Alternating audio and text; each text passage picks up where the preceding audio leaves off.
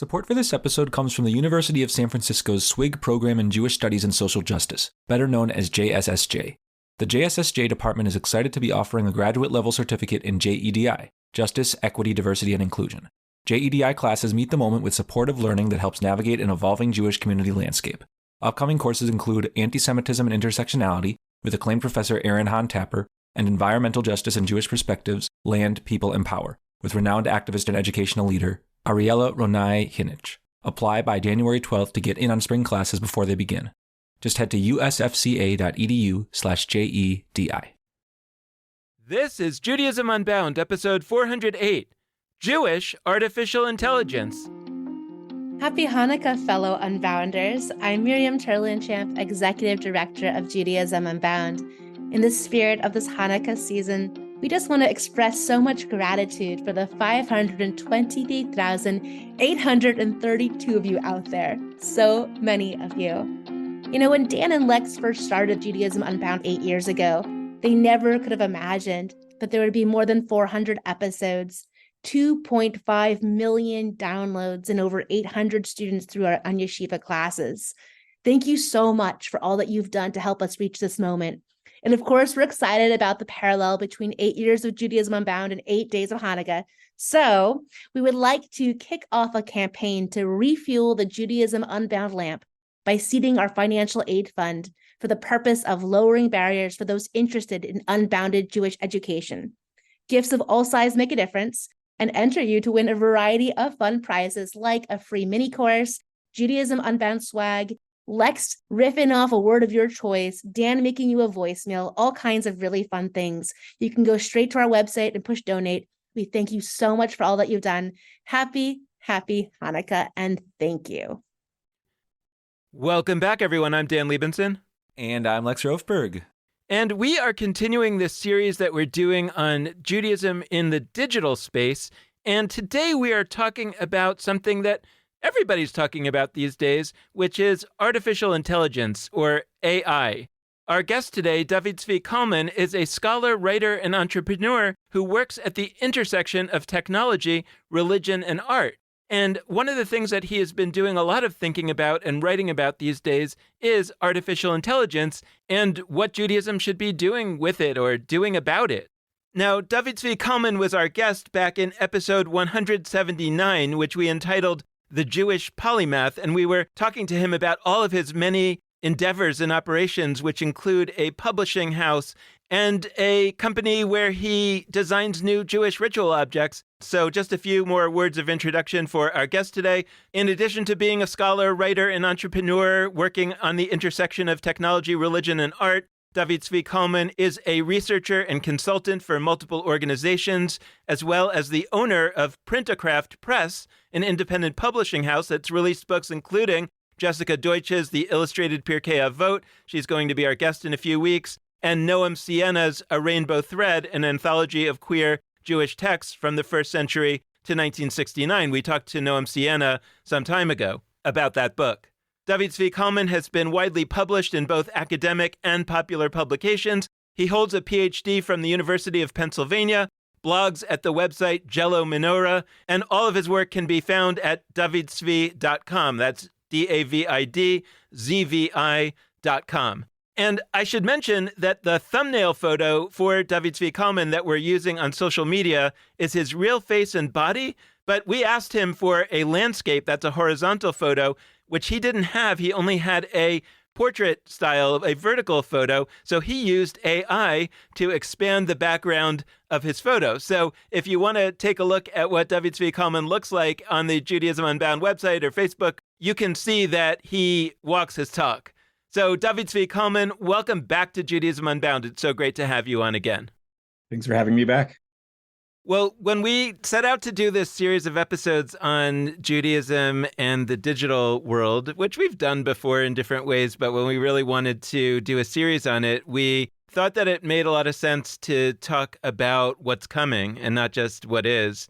And you've been particularly writing about AI and where things might be heading in the future in terms of the relationship of Judaism and digital technologies. So that's where we wanted to start and just get your top line ideas and thoughts about what we should be thinking about. Great.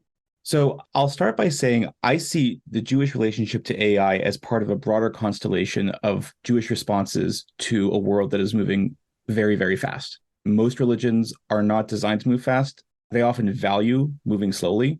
And that is kind of at odds with the 21st century. The 21st century is defined by not just technology moving fast, but climate moving fast, politics moving fast. And all of those things require a kind of response and a kind of response time that Judaism isn't really used to delivering. So when I think about artificial intelligence, I'm thinking about not just what does it mean to respond to this particular technology, but in general, what does it mean to respond to issues that have very little precedent in Jewish history and yet seem to demand some kind of urgent response. So when I think about that framework, I generally like to divide this conversation into two pieces.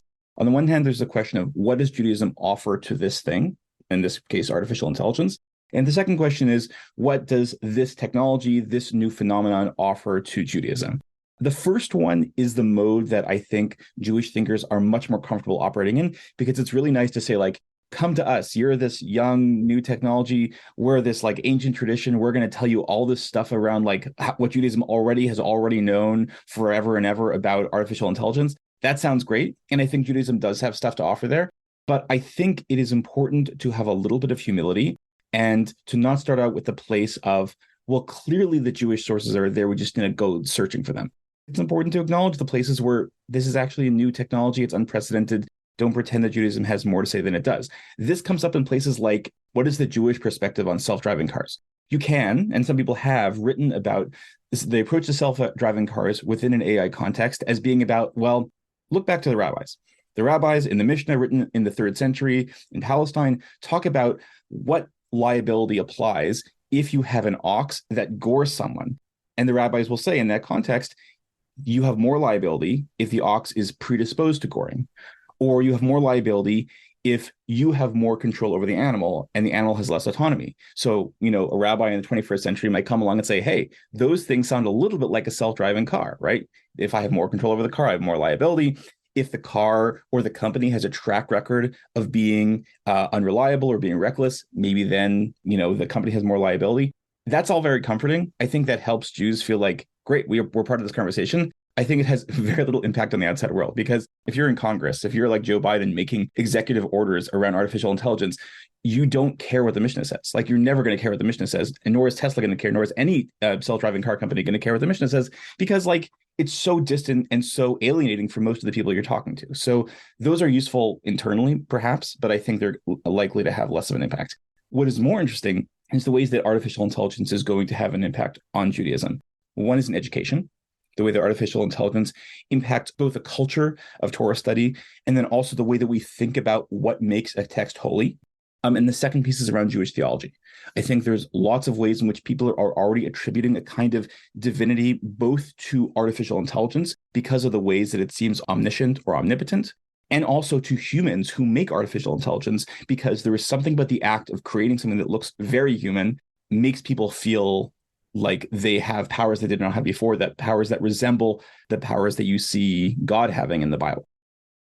When you say that Joe Biden doesn't care what the Mishnah says, I think that's true on the surface level, but it feels to me that if Judaism fundamentally has nothing to contribute to these bigger societal questions about what's happening with AI, what's happening with these technologies, and the only lens that really makes sense is this kind of inward-looking lens that says, how is AI going to change Judaism?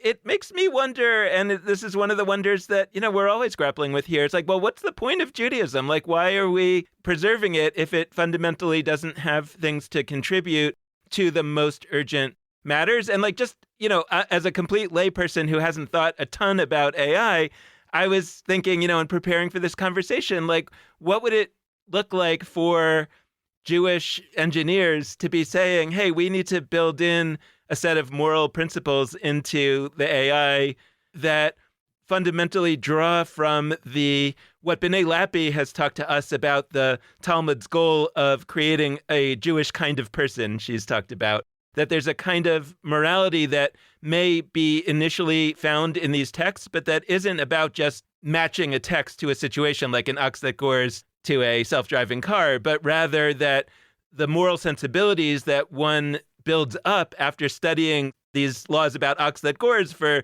10 years, eventually gives one a moral sensibility to face the world in a particular way. And it's making me think about how they, what's the word where they load up the AI, where they train it with all this, it reads all the texts that have ever been written. And what would it look like to sort of train an AI based on morality, including Jewish morality, as a way of perhaps trying to blunt some of the dangers of AI? So I think you're right. I do think Judaism has a lot to contribute to the moral conversation around AI, but it's not going to be as simple as here's a Jewish law, let's figure out how to translate that into an American piece of legislation. It is going to be something that is much more subtle, and I think much more about the framework in which people think about AI itself. So what I think that looks like in practice is, at the moment, the sequence of events around AI and many other technologies is a company comes in with a technology that to them they've been developing for a long time, but most of the public has never seen. All of a sudden, often within the space of a few months or a few years, that technology becomes very widespread before the public has really had a chance to develop its own ideas about what it thinks about it. Sometimes, if you're lucky, you get legislators coming in quickly and saying, like, well, here are the limits we want to put around that. I think the Biden administration has actually been surprisingly responsive in that regard.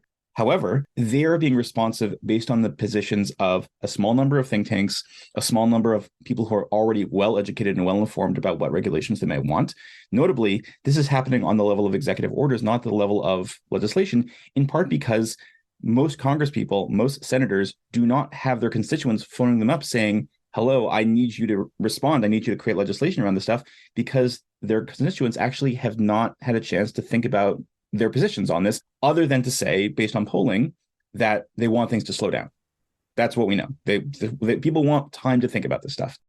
Where Judaism, and I think other religious traditions as well, can contribute is not saying, I think this law should be enacted, but instead giving people a sense of, how am I supposed to think about AI itself? What role should it have in society?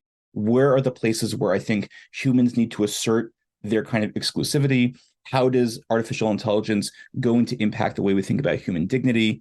Those are much more abstract than questions of legislation. And those are issues where I actually think religious traditions are particularly well suited to kind of step in the same way that, in questions around medical ethics, in questions of bioethics, there's a way in which religious traditions, speaking to questions of human dignity, have what to contribute. I think there's the same kind of questions that show up around artificial intelligence, and I hope and expect that religious communities do that as well. But that is going to take a little bit longer, because those are not issues where you can just turn to the Mishnah or turn to any other Jewish text and say, it already has what I need. You actually have to spend the time developing that. So that is the kind of the tricky part. There needs to be a kind of grassroots effort to develop those ideas, and that's not going to happen overnight. Yeah, I really appreciate this, and I want to go to the most talked about technology of AI, as far as I can tell, which is ChatGPT. Like, that's what I've seen people most discussing in a lot of different contexts, in educational contexts. How does this impact how people write and what people write? I have felt that those conversations are a little bit impoverished. They're lacking a lot, and especially the ways that they are being articulated in Jewish life. What I've seen the most frequently when we're talking about ChatGPT are the dangers. And I want to talk about the dangers because this is a technology that literally gets facts wrong sometimes. Like, not only is it like potentially dangerous because it gets things right, but if it gets things right in a certain way, it could perpetuate harm to the world. Like, it also when it does a bio of me, it always says I'm a rabbi. That's right. A major harm. Which is really exactly. Dan doesn't want to be a rabbi. Dan's not a rabbi, and that's good. So like, there's literal problems with it. But I also think that when we've talked about what it can do and what it can be, there's basic ways that we're kind of missing. I mean, from my perspective, we're a podcast that's all about people unleashing their creative muscles on Jewish life, on understanding this tradition as not something that is static, as not something that is received and must be maintained and polished, but as something that we can bring our own input to, we can change, we can play with. I actually think that ChatGPT has a role to play there when used really carefully. I did some playing around with this. I actually did a bunch of prompts in ChatGPT, which for those who aren't familiar, I think most probably are, but like it's a way that you can literally offer a prompt to, I don't know whether we call it a bot whether we call it artificial intelligence, whatever the right term would be. But you offer a prompt and it searches a huge library of information and provides a response. And it can do so in very interesting ways. And I wanted to try some things. So last spring, just after Passover, because I think this ChatGPT, if I remember right, it was probably around when Passover hit, but I don't think it was being widely used yet. I sort of retroactively was like, if I had been using this to plan my Passover Seder, what are some things I would have done? And the first thing I did is I plugged in, hey, ChatGPT, write me a song to the tune of the Hebrew chant Dayenu that is about AI and is called I-Anu, A-I-Anu, rhyming with Dayenu. I was very careful with how I worded it, and I think I might have had to try a couple times. It actually did this, and I'm going to read some of the verses. It didn't give me a melody, but it knew the melody enough to get the rhythm right. It gave me the following. If AI could only see, but not hear, oh, that would be, but not hear, oh, that would be, I-Anu, like A-I-Anu. And then the chorus, it got wrong. I remember it didn't have the rhythm right, and the chorus was just not right. It didn't fit how Dayenu is sung, but the verses were absolutely right. And it gave me, I think 8 verses. And the last verse, if AI could understand emotions, but not have them, that's some notion, but not have them, that's some notion, I knew. Like, it wrote a pretty interesting set of verses about, like, what if AI was able to understand this, but not this, to the tune of Dayenu. And I wasn't sure. I thought, actually, my hypothesis was that it wouldn't be able to process, like, melody or rhythm, that it wouldn't have been sophisticated enough for that yet. But it was, with the exception that I had to futz a little bit with the chorus. Maybe that's scary, the fact that this computer can create that. But also, like, what a mitzvah, right? Like, we have people that actually want to bring creativity to their seders and often forget until 3 days before to actually plan something. And this is a way that we could, in a really quick way, create some cool resources that we deploy. Talk me through why I should either be really excited about that, the things I'm not thinking about, and why I should be nervous about that. Help me out with ChatGPT specifically. So first, a sidebar. Dayenu is not a song. I think it's very clear that Dayenu is not a song based on the fact that some of the lines do not fit the melody. And every single year, it bothers me that Dayenu has been turned into a song when it's clearly just riffing on the kind of the Anenus and the Hoshianas that show up in the liturgy of Rosh Hashanah and Yom Kippur. So the fact that ChatGPT didn't object and say, this is not a song, please don't ask him to write this, says that it has limits, right? I have a couple of responses. One is, it's great. It's great that people have that ability. I use ChatGPT on a daily basis, big and small questions, often questions that are lower stakes. And I see artificial intelligence as having the potential to be part of a long, at this point, Jewish history of using digital technology in order to increase access to Jewish knowledge. That is a story which I see as kind of like one of the landmark stories of 20th century Judaism. The fact that the people who developed Israel's first computer are the same people who started to digitize all kinds of Jewish text, develop the Bar Ilan Responsa project. Like, that's not an accident. This entire class of people who I call pious coders, who are basically devoted to working within computer science and at the same time developing this technology. And a lot of these people don't see themselves as being part of that tradition because it's still developing, but it is quite active. Because Torah learning is seen by Jews not just as a kind of means to religious practice, but a religious practice in and of itself, access to Jewish texts is incredibly great at this point. Is, I want to say, compared to, say, Christianity and Islam, the access to Jewish text in basically any format, any translation you want, freely available, is already quite great. I don't think it's possible to disentangle Jewish learning from the digital world at this point. And I can imagine artificial intelligence very easily playing into that, in part because, like, look, one of the things that AI allows you to do is speak to a database. You have a gigantic database. Normally, you'd have to kind of put together these very careful searches. You just talk to it, right? So imagine you have an AI that is trained on Maimonides, right? 12th century scholar living in Egypt.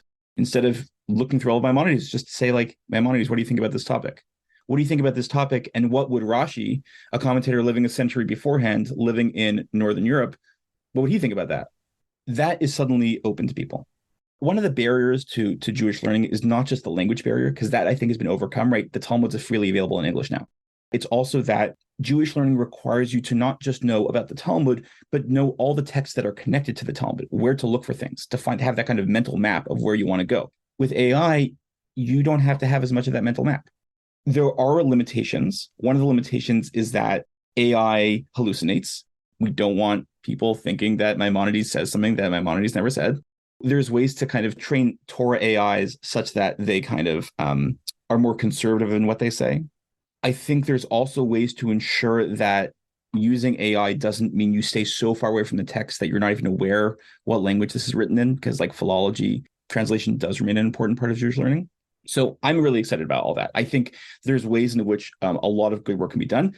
And I think that can be incorporated pretty quickly into the classroom, in part because no one expects to get rich studying Torah.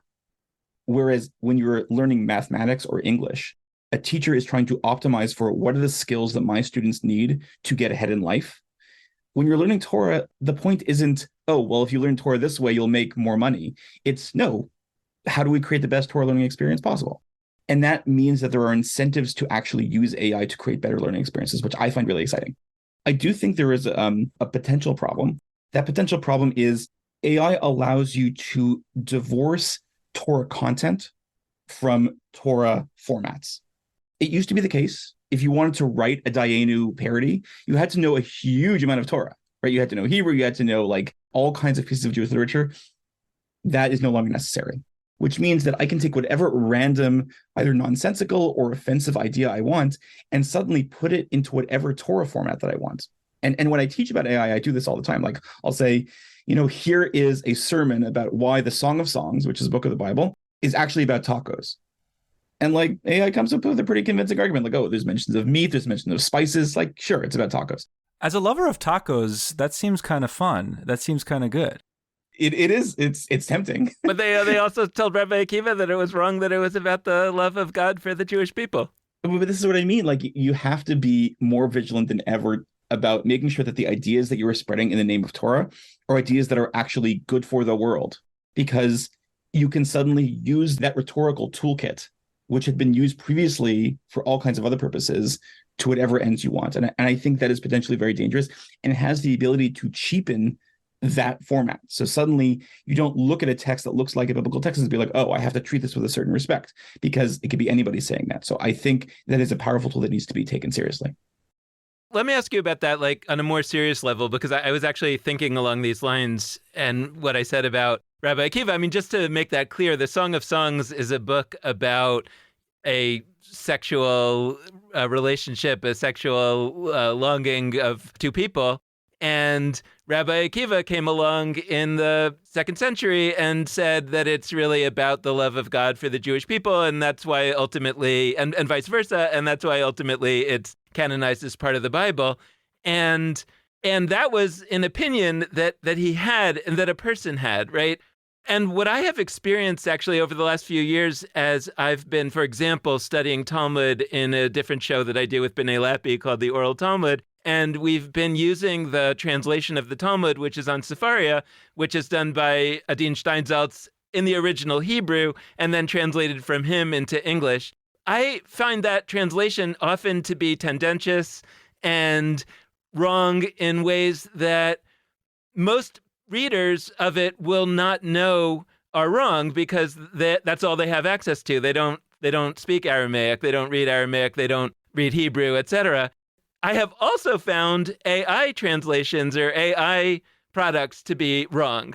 But the thing that I'm struggling with is how to think about when a person gets it wrong, whether that's intentional or unintentional, versus when an AI gets it wrong. So you're kind of getting at the fact that AI getting certain things kind of wrong actually points to the ways in which it is like humans, not ways that it isn't like humans. Yeah, and it makes me more aware, and it makes me want to make people more aware that humans get things wrong constantly in Jewish life. And wrong may be an overstatement. My point is more that there are very divergent opinions within the world of Jewish study and Jewish interpretation and Jewish practice. And we have a culture in certain parts of the Jewish world. I mean, part of the reason for this podcast is to push back against that culture to a certain extent, although I think we also create it to a certain extent, but is a culture where we say, hey, that way that person who's claiming to have the normative understanding of what this text means or what its implications are, that actually is an opinion. And people who are thoughtful and scholarly and care can have a different opinion that may be the polar opposite, and we actually can't really know which one is right. So since people are kind of in the world today making those claims and privileging certain human interpreters of Judaism, I wonder whether there's maybe some value to understanding that in the same way that we all recognize that technology will get it wrong, or certainly doesn't have the human wisdom to know what's right or wrong, that's also true of humans. And that maybe, I guess my question is like, what are the implications of that for kind of a more open approach to the meaning of Judaism for humans? One of the things that is hard to avoid if you study Torah, and I think is actively encouraged if you study Torah, is to understand that any verse can be interpreted, any text can be interpreted in a million different ways. And in general, the Jewish tradition, the texts of the Jewish tradition are overdetermined. They're in some ways designed to allow people to kind of go in whatever direction they want. And that's powerful. It also means you have a responsibility to use those tools correctly. What I worry about with AI is that the kinds of errors that AI introduces are often errors towards some notion of normalcy or some notion of like what should be expected in a given space, not to come up with actually original ideas, but actually to take you back to the mean. I worry about AI reinforcing ideas that are actually kind of bland. I'll give you an example of this. In the middle of the 19th century, someone claimed to have found a lost tractate of Talmud. And it was eventually shown to be a forgery. One of the people who had the kind of gut feeling that this was off was someone named the Rogachev Rebbe, who was like known to have this photographic memory. And the reason that he said it was off was because he said, there's nothing new here. Like there's nothing here that I could not have inferred from some other place, which is to say, I don't want Torah to end up stagnating. The errors are fine. Like, you know, people will learn what kinds of errors AI tends to introduce in the way that they learn what kinds of errors people tend to introduce. But I want to make sure that we don't stop innovating. In many situations around AI, we worry about bias. We worry about AI amplifying things that humans have said already. So I'm more concerned about that. I'm concerned about something that I have seen for a couple decades now, which is sort of digital Jewish stuff as kitsch. And what I mean by that is to live, I guess I'm just in Passover Seder mode today, but like to live in that mode. When Facebook was kind of new, I guess, 15, 18 years ago or whatever, one of the first things I saw people do with it in Jewish life was, oh, wouldn't it be fun if we told the Passover story, but with like Miriam's profile page and Moses's profile page and Aaron and Pharaoh's profile page and like Moses comments to Pharaoh, let my people go, and Pharaoh like thumbs downs it or something like. And the whole bit is, isn't it funny that we can do Jewish with Facebook pages, as opposed to this is like a real thing. Like we can actually engage with this. Like, I'm not saying don't do the Facebook pages as a Passover story or whatever, but when we do it as this like wink, wink, isn't it cute? Wow, we can have an AI generated thing. Like, and my Dayenu thing, like, I get that is kind of like kitschy. I was doing that as a little experiment with AI. It's not what would be my core Seder modalities.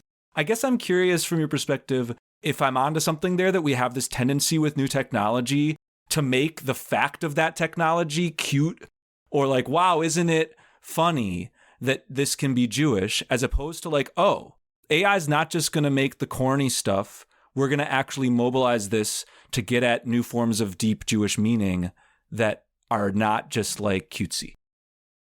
So I identify with the problem. I think the issue is less around AI and more about people taking themselves seriously as developers of new Torah ideas. It is easy for people who are not in Jewish leadership positions to feel like the random thing I created is just like some funny comment from the gallery, but not actually on the main stage.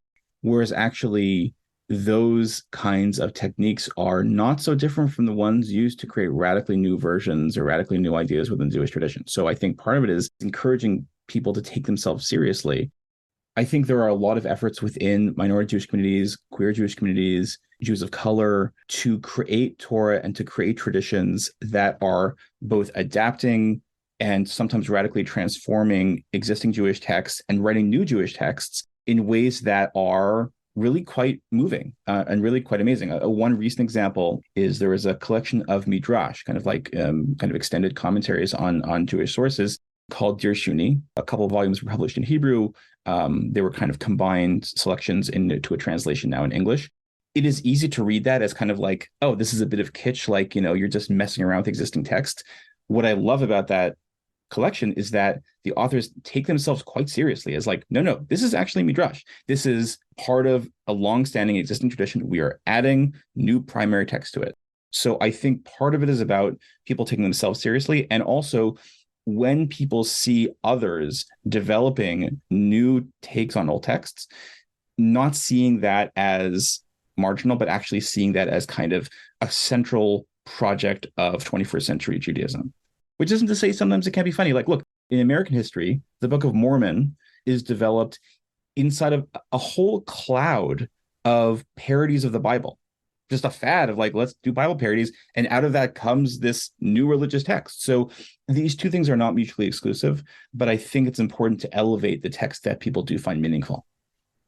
So, David Zvi, you wrote an essay that I thought really did a good job of just without even getting into all the debates of, is this good? Which I think that's most of what I see about AI stuff, and it's important. Like, we love should conversations on this podcast. But you have an essay that we're putting in the show notes, and I encourage people to read, which just sort of talks about different categories of how AI is already being deployed and could be deployed. And you sort of analyze which of these is getting the most bandwidth, which of these are getting least, where do we need to up our game? So I'd love to hear from you. You lay out 3 categories in particular of AI in Jewish life, but those 3 categories are Jewish law, halakha, legal questions of what is permissible, not permissible, how we format day-to-day Jewish existence. Your second category is pedagogy, how this is mobilized in classrooms by teachers, Jewish learning context. And 3 is theology. And I'm kind of curious to just hear you out loud on that threefold conversation. How is this already being mobilized in those 3 contexts? How is AI having an impact? And where is it having less of an impact than maybe it could? So the pedagogical piece, I think I've already spoken to already. And I think even since writing that, there's been a lot of work, a lot of development. And I'm excited to basically just monitor what Jewish educators are doing right now as they think about how to integrate AI into their classrooms, as well as think about the issues that all the other teachers are thinking about, which is how do I deal with plagiarism and what kind of assignments do I give? So like that's the pedagogical piece.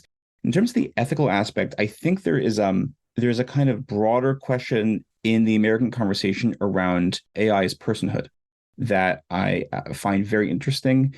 But I think people don't realize how much that question is tinged with Christian notions of what a person is supposed to be, right? The notion of an AI potentially being a person is one of 3 conversations that we are having in society right now around personhood. There's that one, there's a question around animal personhood, and there's a question around fetal personhood.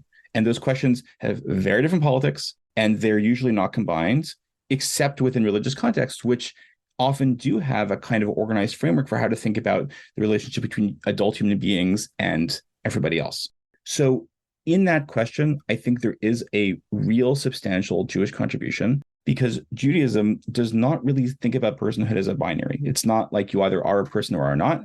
Instead, Judaism tends to see personhood as a kind of gradient, and entities are assigned more personhood if they express themselves or appear to be more like human beings. If you have an entity that is not human, but shows some kind of independent thought or rationality, right? The rabbis think demons are real. They treat them totally seriously. And they think about them as being somewhere between human beings and angels.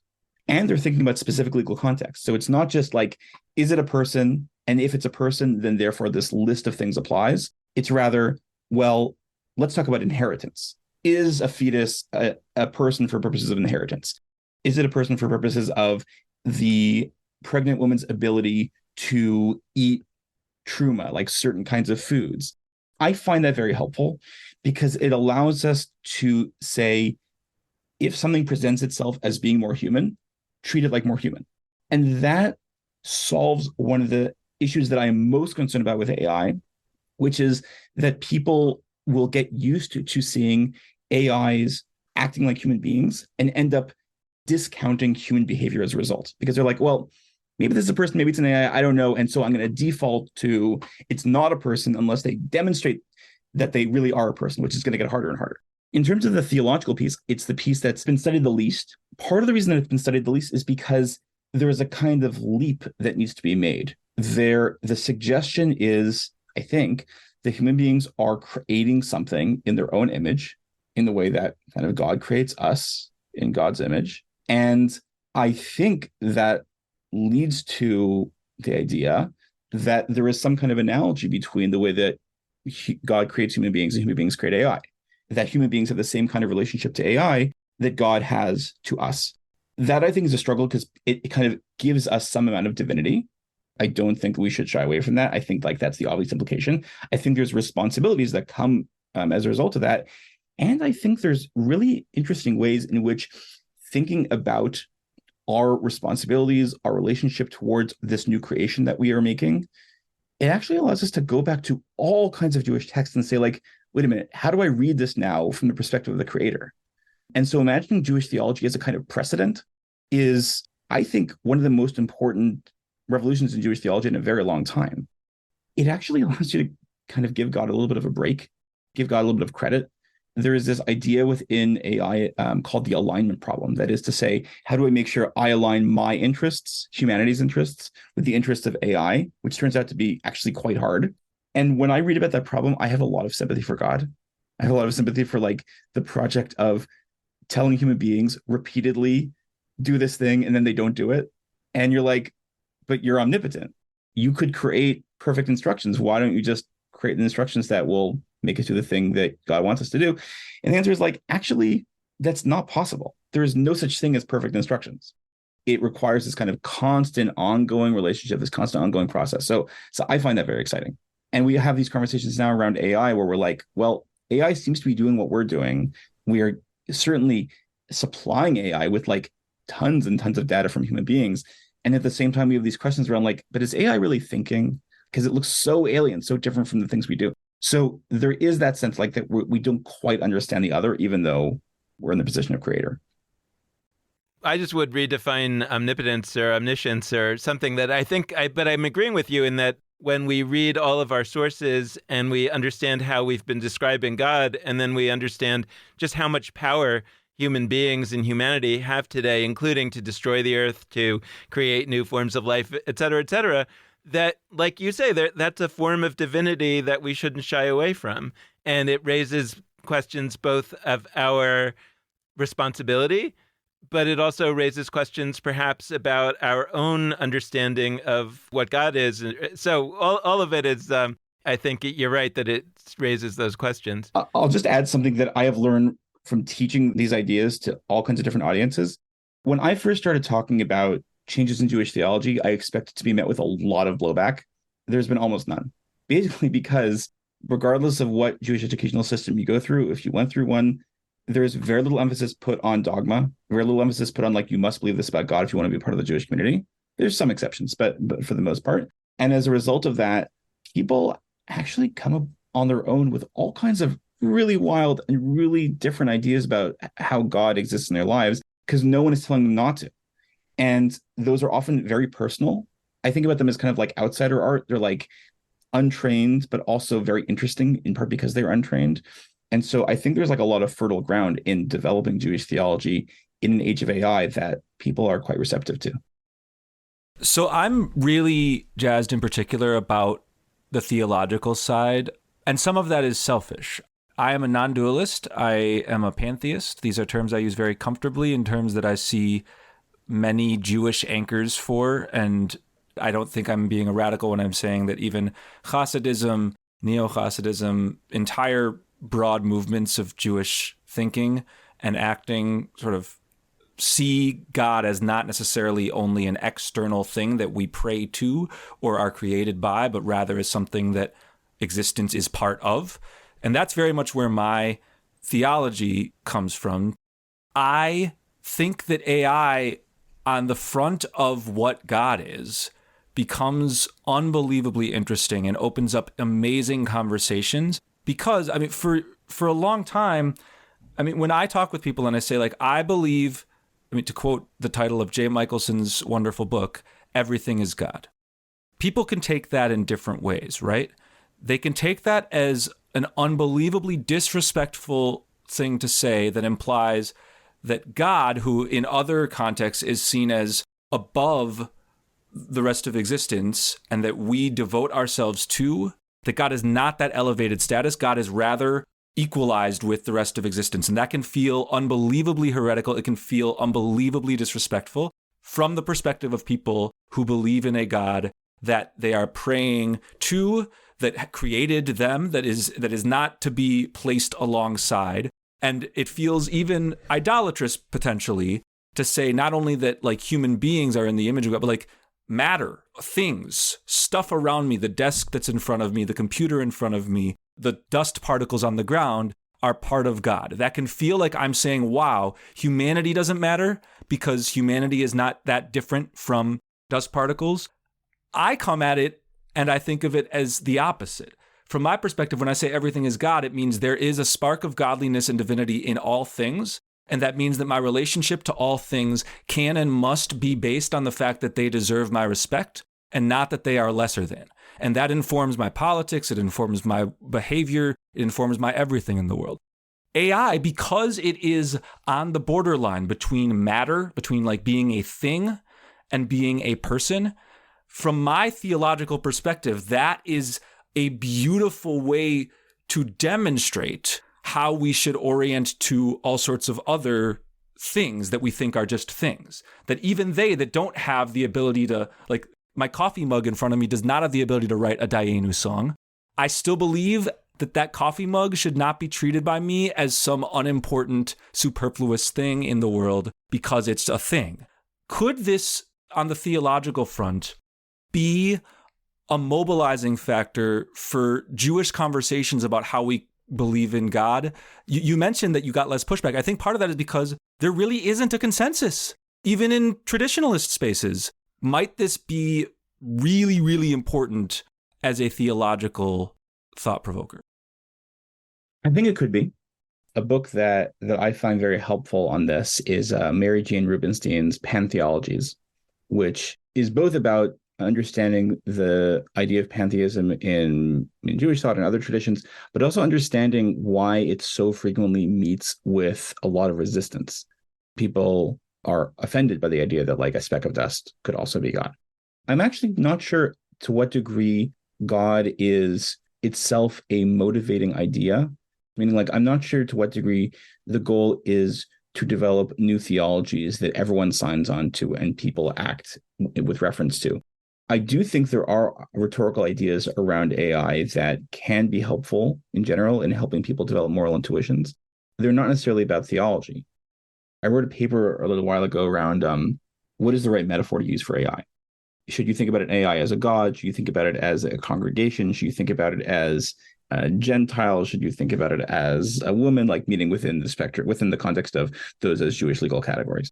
And the one that I kind of landed on is it makes sense to think about an AI as a kind of child, in the sense that it needs training, in the sense that it is constantly watching us, learning what to do based on what we do, and often learning from us in ways that we would rather it didn't learn from us, and like mimicking behaviors that we didn't realize we had. But it's like, oh, maybe I shouldn't do that because my kid's going to learn from that too. That is an idea that has been developed really nicely, not in the context of AI, but in the context of Jewish theology, by Mara Benjamin, who's a professor at Mount Holyoke, in her book, The Obligated Self. And a past episode with her. Listen to that, folks. It's in the show notes. Benjamin talks about the obligation to children as, in some sense, more profound as the obligation to parents, because it is an obligation, first of all, that is adopted when one is older. It's not about power. It's not like this person is going to hurt me or help me, or, it's not about approval. Instead, it's about this kind of open-ended thing that must evolve as the child evolves and develops and exists kind of independent of whatever that child ends up being.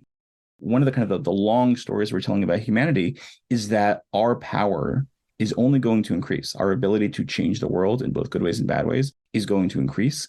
And as Spider-Man says, with great power comes great responsibility. I think that has theological implications, certainly. And I think it is important within religious context to emphasize that, because the other way of thinking about increased human power is too closely correlated with a kind of recklessness, right, which has been the ethos of many companies in Silicon Valley for a long time, like often explicitly, to move quickly, intentionally, and to kind of leave for somebody else the task of cleaning things up and making things ethical. And I think that is pretty problematic, right? You can see the trajectory around something like social media, right? Social media coming out around 20 years ago is only really now being regulated in serious ways in the United States, right? Like, I think it was only quite recently that the United States started taking seriously the idea that perhaps social media companies are creating addicting products and should be regulated in ways that are like more like tobacco companies. This is all quite new, and that happened quite slowly. And by the time that it's happening, like, I think there was a Pew study recently that said even parents who are very good at regulating social media among their kids, even then their kids are spending at least 2 hours a day on social media. Not to say like we should stop technological progress. I think amazing things are happening because of technological progress. I've been amazed in the last few years how much medicine has developed and increased. Like, I think it's hard to see the trajectory of the COVID pandemic and not be amazed by the brilliance of the people who developed a vaccine within a year, right? There's amazing things happening. And at the same time, there needs to be some way of developing it with an eye towards, well, what is best for society overall? I want to think a little bit beyond AI specifically, and you've started us along that path. I've been actually doing a reread over the course of the last year of Isaac Asimov's fiction, because I think that there are a lot of things that he understood, or at least was trying to understand, in terms of the sociology of things that might develop, like robots and incredible predictive statistical science and all kinds of things of this nature. And I think that he understood in a really deep way that these things were going to have sociological impacts. And it's not clear to me how many other people are really even thinking about the possibility that these developments will have impacts, much less what the impacts will be. And I'm wondering, are there things that you think about that haven't happened yet? I mean, I think we've all kind of freaked out because AI happened very quickly, or at least we perceived it to happen very quickly. They're starting to talk about it, and then all of a sudden it's creating paintings. And I wonder whether there are other things that can really sound like science fiction in huge ways, like humaniform robots or meeting extraterrestrials or whatever they may be, that we actually ought to start the process of thinking through how society and how Judaism might contend with those things. And that if we struggle to do that, that might be a sign that we're not thinking about Judaism the right way. And so we may actually need to do some real rethinking about Judaism so that it can address those kinds of questions ahead of time. I am kind of obsessed with that question. We are in a moment of Jewish history which is, in some places, dangerously retrospective, is far too interested in its own past, and is not giving enough attention to its future. I think that there's like pockets to point to feminist Torah, to queer Torah, like that are very much thinking about the future, and that is exciting. And there are eras in Jewish history when like people can't stop talking about the future. Like I am so interested in Herzl writing basically a sci-fi novel about the state of Israel, and that Herzl's not the only one. That there's like half a dozen other Zionist utopias being written around the same time. Like there's clearly something in the air where people are thinking that far in the future. I am really worried that we are not doing that, and that we are too much inside of our current moment and not thinking about that long future. And I'm particularly worried about that because Judaism, with its millennia long history, can very easily slip into the past, even as the rest of humanity is clearly barreling forward into not just like the next 100 years, but like there are these very, very long projects that we're now engaged in, even as Judaism is kind of like shrinking back. So I'm really, really worried about that happening. Just want to make sure that we are developing Jewish ideas in ways that feel they are not just about kind of clarifying the past or arguing with the past, but are also trying to think about what are the next major projects we need to engage in. So, David Zvi, can you give us a sense of your mind and how you are thinking about these kind of future-oriented questions? Like, other than AI, what are the things that you think are really the up-and-coming issues that Jewish people will face and may want to face through Judaism and might need a little help in doing so? What are the topics that you're thinking about the most? I think there are basically 8 areas where Judaism is or should be developing new ideas. One for each night of Hanukkah. Exactly. And I say, like, these are not the most important in the present moment. Like, anti-Semitism is a significant issue. It's not on this list. These are ideas where the world is changing and Judaism needs to match the world. One of them is technology. One of them is climate change. Not just thinking about prevention, but also thinking about what does it mean to adapt to a world that is already changing and helping people think about the world that was, mourn it, and adapt to a new reality. Feminist Torah, even though it's not new, is still, moving full steam ahead. Been very exciting to see. Queer Torah is developing in terms of new Jewish rituals. I think a lot of ideas around gender in particular are coming to the front in ways that, like, even a decade ago, 15 years ago, I had not seen. So I'm really excited about that. I'm keeping tabs on that. Issues around marijuana, around psychedelic substances, which are not new issues, but because of legalization, they are coming to the fore in ways that they had not been public previously because people had been just too scared to talk about this stuff.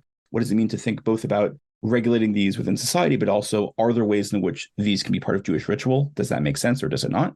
I think there are changes to be made in terms of what does it mean to transmit Torah, right? We've been living in a world in which Jewish text has been the primary way in which people communicate Torah, because, like, if you're living in a society that is constantly moving from place to place, text is the only thing you can really reliably transmit. And now we're in a world where transmitting text is no easier or more difficult than transmitting images or sounds or videos. And we can suddenly imagine Torah as actually existing in a kind of permanent form in all these different formats. I think there's something incredibly exciting about that. This is maybe a little bit obvious, but the notion of Zionism, the notion of diaspora needs to be developed in really significant ways, both because a lot of people like me are thinking about Israel not just in terms of, like, those first few decades of the state in which you have this sense of Jewish history culminating, but actually now staring down the barrel of a really long and quite difficult and painful process of the development of the state, thinking about what does it mean to imagine that long history of Israel in 1,000 years, the diaspora in 1,000 years. I think those are amazing, important new projects to develop, and I am looking for language to develop that. The last one is, and this is really, really quite new, is Torah both around disability and Torah around neurodivergence. The understanding of Jewish tradition as accepting different kinds of bodies and different kinds of minds, not just in the mode of, like, we need to be accepting generally, but also how does that impact the way that we think about core Jewish text is quite new. Julia Watts-Belzer's book, Loving Our Own Bones, which came out a few months ago, is an incredible book. And I really recommend reading it. And there's also Torah being developed about, like, could we read Moshe as autistic? Could we read a certain rabbi as having ADHD? That I find exciting, both about people finding themselves in the tradition, but also thinking about, like, what does it mean to imagine Jewish ritual and Jewish habits in a world where there's different relationships to standard practice. I am, like, excited about all these things. There's, like, so many different avenues that people can go down in developing these. All of those efforts, they're often, like, very halting, and they often are developed by people who are not even sure that they're doing something new and interesting. They all need to be, like, championed and developed and taken seriously. Thank you so much, David Zvi Kalman, for joining us. This has been a fantastic conversation. Thank you. And thanks so much to all of you out there for listening. We hope you've enjoyed this conversation, and we hope that you'll tune in again in the future. Again, happy Hanukkah. We're so thrilled to share this holiday with you in a wide variety of ways. And we just want to remind you what those ways are as we close the episode. First, there's our Judaism Refueled campaign. Please, we are so grateful for all of your listenership, your participation in our courses, in our Zoom gatherings, whatever you have done in terms of your participation in this organization. Not only are we grateful for your attendance, we're grateful for you playing a role as one of the many co-creators of this project. So thank you for being that. We also are super, super in need always of financial support if you can bring that as well. And you can contribute any amount, $1, $100, $1 million at judaismunbound.com/donate. We've got our Refueled campaign, which is a way for you to support us and also have the chance to win some amazing, amazing prizes. So don't hesitate. Please head to judaismunbound.com/donate. Also during Hanukkah, we have our Apocryphest initiative. This has already started, but it's not too late to join our Apocryphest email list, and certainly not too late to check out our bonus episodes of the podcast that are all about books of the Bible that did not make it into the canon. You can head to our podcast feed to check those out, or head to judaismunbound.com/apocrypha, APOCRYPHA. So we are so grateful for your participation and your support. And the last thing we'd say is that, of course, support for this episode of Judaism Unbound comes from the Oshman Family JCC in Palo Alto, California, whose vision is to be the architects of the Jewish future. The Oshman Family JCC empowers you to experience Jewish paths toward a life of joy, purpose, and meaning through innovative Jewish learning and wellness programs, community building, and initiatives to develop the next generation of Jewish leaders. Learn more at www.paloaltojcc.org. And with that, this has been Judaism Unbound.